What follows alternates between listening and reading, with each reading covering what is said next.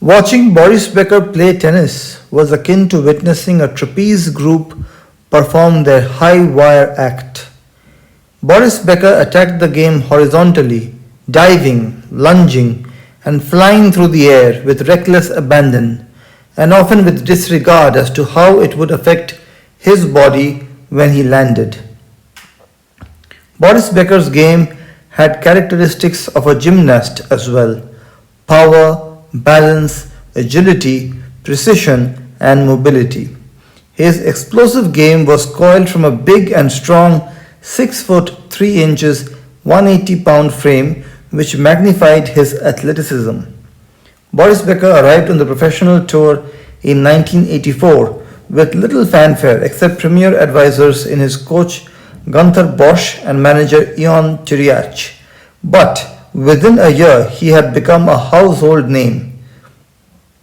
At Wimbledon in 1985, the redhead from Germany became the youngest male major champion in history at the age of 17 years 7 months, a record that was later broken by Michael Chang at the 1989 French Open. Boris Becker defeated American Kevin Curran 6-3, 6-7, 7-6, 6-4. Boris Becker arrived at Wimbledon ranked number 20 by the ATP but was unseeded. Only the top 16 players at that time drew seeds, thus becoming the first unseeded champion in history and perhaps most importantly the first ever German men's championship winner. Compatriot Gottfried von Kram was a finalist in 1935, 1936 and 1937 but could not seal the deal. When Boris Becker won, his celebrity in Germany reached frenetic heights. Sports Illustrated featured him on the July 15, 1985 cover with the headline Das Wunderkind. He played like it was the first round, Curran told the magazine about competing against the loose and carefree Boris Becker. Boris Becker would win 6 major singles titles in a 16-year career that earned him 49 championships and a tidy $25,080,956 US in tour money. His major triumph in 1985 was most memorable, though he successfully defended his title in 1986 with a slick straight sets upset victory over number 1 seed Ivan Lendl 6-4, 6-3, 7-5. The difference between the 2 years was considerable. In 1985, Boris Becker was an unknown outsider, as the BBC called him, and not worthy of a seeding.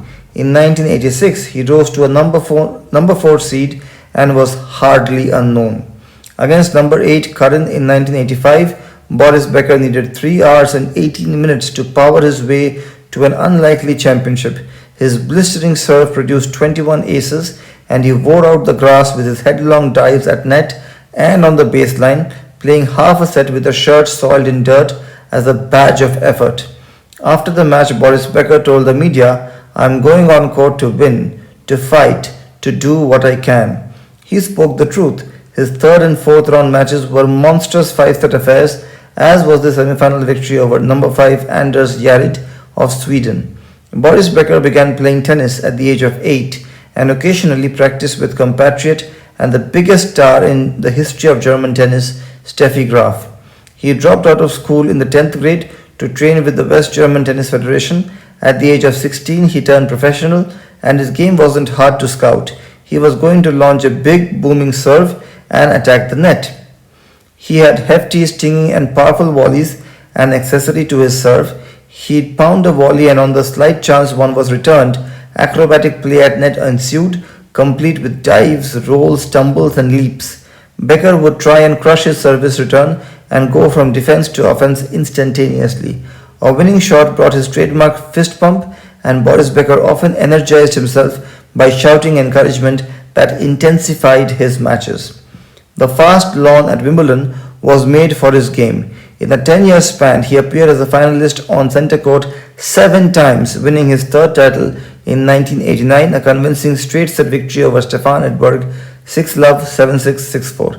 His semi-final victory over Lendl 7-5, 6-7, 2-6, 6-4, 6-3 became a Wimbledon classic, played in 4 hours and 1 minute, the second longest semi-final in history. Boris Becker was a finalist in 1988, losing to Edberg 4-6, 7-6, 6-4, 6-2. In 1990, losing to Edberg again 6-2, 6-2, 3-6, 3-6, 6-4. In 1991, losing to Michael Stich 6-4, 7-6, 6-4. And in 1995, losing to Pete Sampras 6-7, 6-2, 6-4, 6-2. He compiled an impressive 71 wins to 12 losses at the Wimbledon Championships. Boris Becker's chief rivals during his heyday were Stefan Edberg and Ivan Lendl. Against Edberg, Becker led the head-to-head series 25-10, including 3 victories in the Davis Cup, but Edberg won 3 of 4 matches in major finals. Boris Becker earned his first non-Wimbledon major singles title at the 1989 US Open, arriving as the number 2 seed and defeated number 1 Ivan Lendl in yet another marathon thriller 7-6, 1-6, 6-3, 7-6, his second major victory over his longtime foe. With victories at Wimbledon and the US Open, 1989 was clearly Boris Becker's best year on tour as he compiled a 64 wins to 8 losses match record.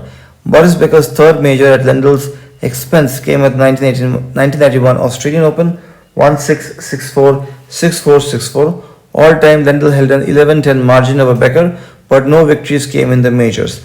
Lendl defeated Becker at the 1985 Masters in New York City, but Becker ousted Lendl in the same event final in 1988.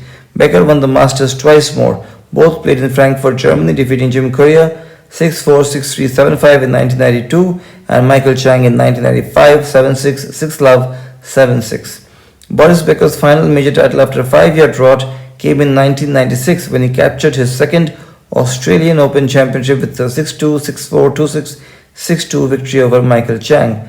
Boris Becker much preferred fast surfaces and never won a title on clay, though he did advance to the French Open semi-finals in 1987, 1989 and 1991.